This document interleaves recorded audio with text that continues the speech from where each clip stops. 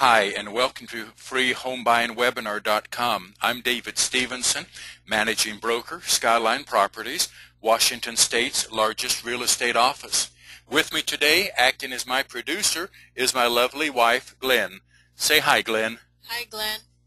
No, I mean, say hi to the people. Hi to the people. Well, let's get started. Our goal today is to empower you so that you can make informed real estate decisions without ever feeling pushed or pressured. This webinar is specifically for those who are buying their first home. This is not an investor webinar. It will also be helpful, though, for you if it has been a while since you've bought a home, because things have changed so much. And if you have in your life only bought 2 or 3 homes perhaps, you will find much in this that will be of value to you. This is, though, basically a first-time home buyer's webinar. I believe that you do not waste your time by sharpening the axe before you begin to cut down the tree. What we're going to do today is help you to sharpen your axe so that you are ready to make decisions, that you are empowered. Now, what you need to do first here is go get a pen and paper, pause this if you need to, because there will be a lot of information in this. This is not an infomercial. You will find very little in it that is of a sales nature. This is information about how to purchase a home in the state of Washington. Now, I suggest that you take this course in order, one video after the other video. It'll be a total of about 60 or 70 minutes on 5 different sessions, so you might want to break it up different times, but do try to take it one after the other. It's like math. You don't take trigonometry until you take algebra. You don't take algebra until you take basic math. And it's like the washing machine. You don't first do the spin cycle and then the rinse and then the soap. You want to take it in order. And so this is buying a home is a very logical, orderly process, and we're going to try to present that to you in this webinar again so that you can make informed decisions. First of all, we're going to look at the reasons for owning a home. We're going to look at financial reasons and also some intangible benefits. The financial benefits of owning a home are obvious in that you have appreciation. Now, that may not look so good in this market right now, but markets have had their ups and downs. This is where you're going to live primarily, but it probably is also your life's biggest financial investment. And over time, it well outstrips, it does much better than inflation, and it is a very good investment even in these times. You build your equity. You're probably paying rent to a landlord who is building his wealth. You need to begin building your wealth. Sooner that you get into the game, the sooner you can begin doing that, so that you're building your wealth for your family and for yourself rather than a landlord. Then the next advantage is that you have savings. When it comes time to sell, you have tax benefits when you buy. You have tax benefits when you sell. You have the automatic savings as well as the equity and appreciation build up. And most of your costs can be claimed on many of your costs can be claimed on taxes when you purchase and selling and so forth.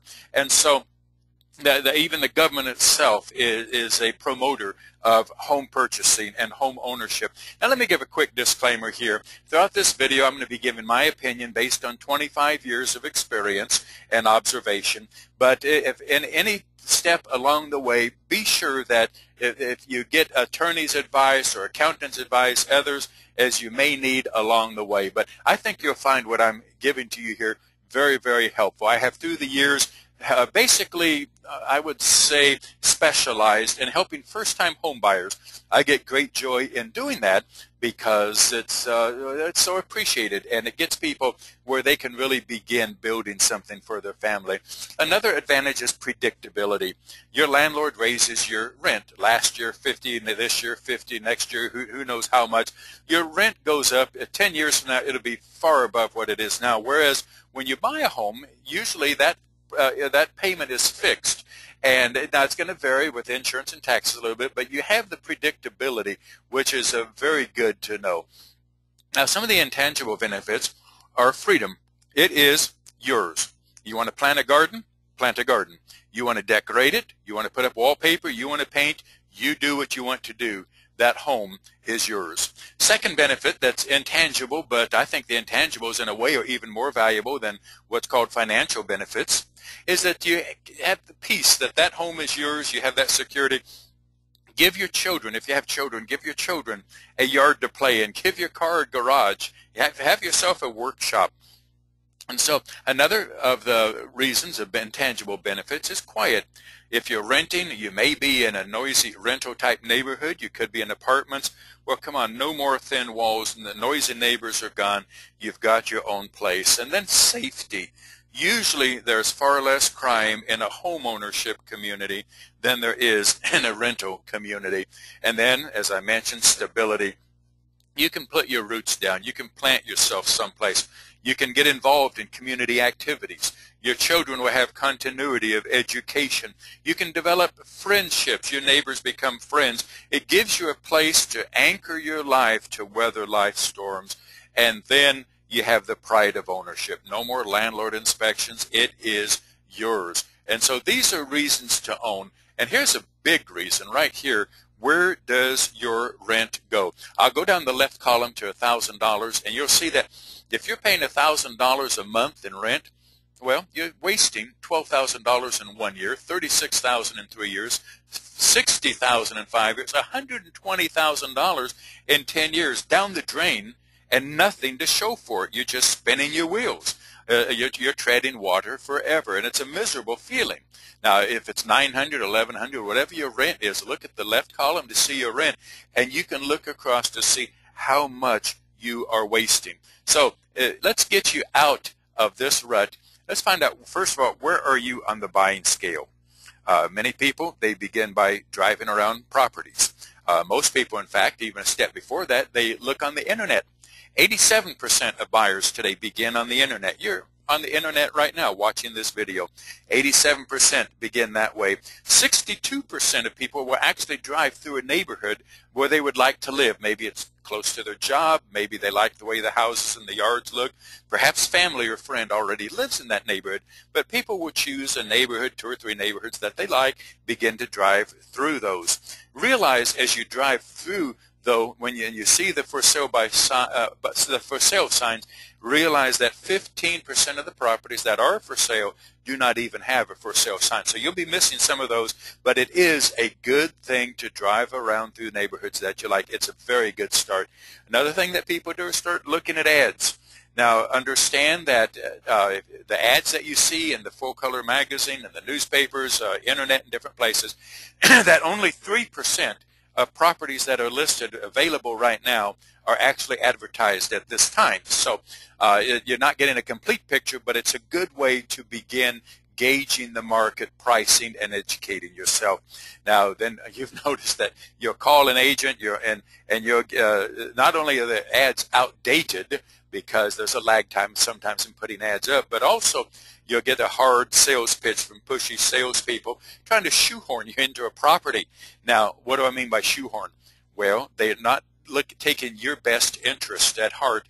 They want to make a sale. They're on commission, and so they're going to try to make a house fit for you that really does not fit for you. You see, by law in the state of Washington, when you call on a property, you see the sign out front, and you call on that property, the agent whose name and address and the phone numbers on that sign, by law, that agent cannot attempt to get you a lower price or negotiate for you. That agent must work for the buyer, and so you're at a loss, at a disadvantage already. But for information, for looking at ads, driving around properties, that's a good way to start. You're doing great. And if you are ready, if you're serious, ready to go now, congratulations. The selection, the inventory is higher than it's ever been. The interest rates, although they've begun to go up a little bit, they are still at historic lows. Somebody has said interest rates are lower than they've been since the Revolutionary War. Well, I don't know about that, but they're, I think, lower than they've been in about 70 years. And then you have motivated sellers and great deals out there. Watch the interest rates. Too many people watch prices. What's going to happen to your future and how much you pay for a home has more to do with interest rates than prices. The interest rates change daily. In fact, they change about 3 times a day. And the amount you can afford to pay can quickly change and will change quickly. And what you pay over the long term because of interest rates will cost you literally tens of thousands, I'm not exaggerating, tens of thousands of dollars extra because of a slight change in the interest rate. Right now, we have a buyer's market. It's a good time to buy. The market, I look at it and I say this market right now is constipated. Sorry for using that word. Maybe I should say it has kinetic energy, or is like a coiled spring or a rubber band that's ready to spring or ready to, because there are so many people doubling up with parents or roommates. Or when the market changes, it's going to change rapidly. Prices will change, interest rates will change. It's going to be a sea change just like it did 3 years ago. So beware of that. And some people say, well, I want to time the bottom of the market. Well, let me put this in perspective for you. Did you buy as much stock as you could possibly afford on March 9th, 2009? If you had done that, you would have more than doubled your wealth right now, because that was the bottom of the market. People didn't buy then, because you only see the bottom of the market when you see it in your rear view mirror, and the same is going to happen with real estate. I'm afraid many people are going to miss out on a fantastic deal by waiting for the best possible deal ever. Right now, if you make your move, you'll be one of those that say, I'm glad I did rather than I wish I had. Talk to Dad, talk to Grandpa, talk to somebody you know and respect that's been around a while, and they'll tell you, oh, I missed an opportunity here, I missed one there. Don't be that way. Things are fantastic right now. Be one of those that says, I'm glad I did. Now, we're going to talk about some very important things next session. I'll be happy to see you on the other side. And so if you're about ready to make that move, and you need the education, the empowerment, let's continue on, if we will now, please, to the next video.